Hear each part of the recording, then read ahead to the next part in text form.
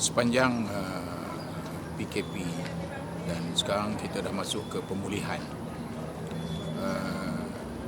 Pada minggu pertama PKP, iaitu pada 18 bulan 3, sebagai sebuah yayasan yang sangat berpengalaman dalam menghidu kesulitan rakyat ni, YBK telah Deria YBK telah dapat menghidu kesulitan.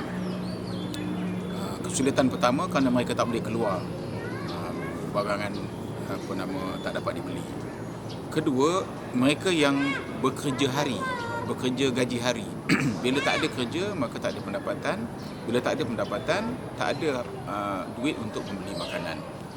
Pada waktu itu YBK sudah pun mula mengorak langkah, membuat gerakan menyampaikan bantuan bahan-bahan makanan mentah seperti beras, telur dan sebagainya. Dan kita berjaya menyampaikan kepada kumpulan SASA yang termasuk dalam senarai kita sebanyak lebih daripada 2,000 keluarga yang YBK buat. Jadi sepanjang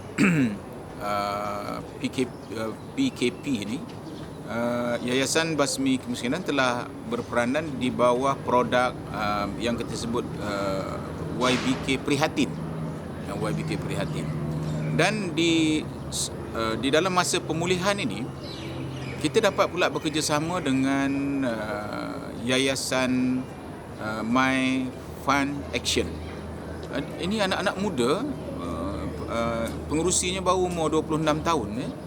Mereka telah membuat fund action bagi mengumpulkan dana untuk membantu orang miskin. Jadi dalam waktu ini, mereka dapat banyak bantuan-bantuan dan mereka ada barang tapi tak tahu ke mana nak disalurkan. Maka YBK memang dah sedia dengan senarai-senarai kumpulan SASA telah bersetuju bekerjasama dengan My Fund Action ini.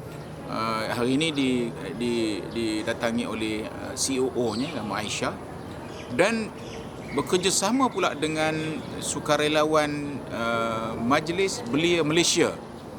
Ini juga golongan anak muda. YBK berasa kesempatan PKP ini, kita nak mendekati anak-anak muda supaya mereka concern soal-soal yang berkaitan dengan kesulitan rakyat, kemiskinan dan sebagainya. Kerana negara ini telah pun diasaskan dengan kokoh oleh pimpinan-pimpinan yang sekarang sudah tua. Dulu mereka juga muda. Tapi kalau ianya tidak disambung, tidak digerakkan, tidak dapat diurus dengan baik oleh anak-anak muda yang bertaraf kepimpinan sekarang ni, maka kita bimbang, kita akan terperangkap semula dengan situasi lama.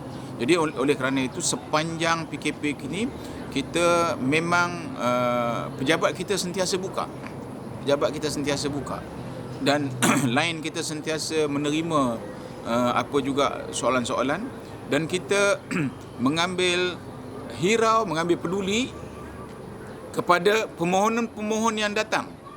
Dan pegawai kita dengan keizinan polis, dengan dibantu oleh Rela dan KRT, pergi ke rumah menyampaikan bantuan supaya mereka tidak terperangkap dengan kesulitan sepanjang PKP ini. Jadi sekarang kita berada di pihak pemulihan. Bila sebut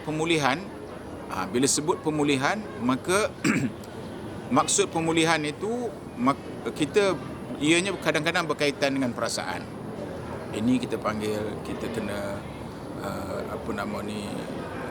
bagi motivasi balik. Jadi produk motivasi kita bersedia untuk konsult kumpulan-kumpulan miskin ini supaya mereka bersedia menghadapi pemulihan ini. Dan kita juga ada rancangan untuk membina kesejahteraan, iaitu bagi mereka yang dah kita lepaskan daripada kemiskinan, kita akan membantu pula mereka menaik tarafkan diri mereka sehingga menjadi pula orang yang boleh memberi selepas ini, bukan saja mampu menerima. Jadi kepada semua yang sedang menonton, yang sedang mendengar dan selalu mengikuti YBK, saya ucapkan semari kita selamat kembali kepada PKPP, pemulihan. Mari sama-sama semua kita sesuaikan diri kita dengan COVID. Kerana apa?